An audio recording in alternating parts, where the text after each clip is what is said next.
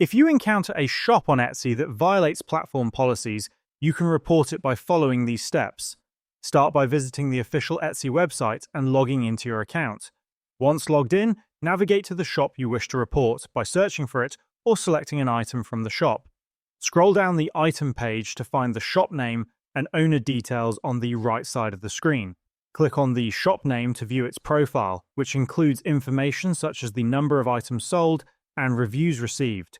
To report the shop, scroll down the page and locate the Report this shop to Etsy option on the left side of the screen.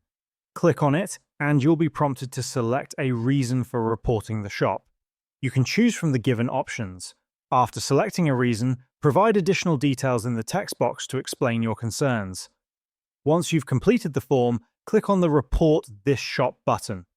Etsy will review your report and take appropriate action if the shop is found to violate their policies.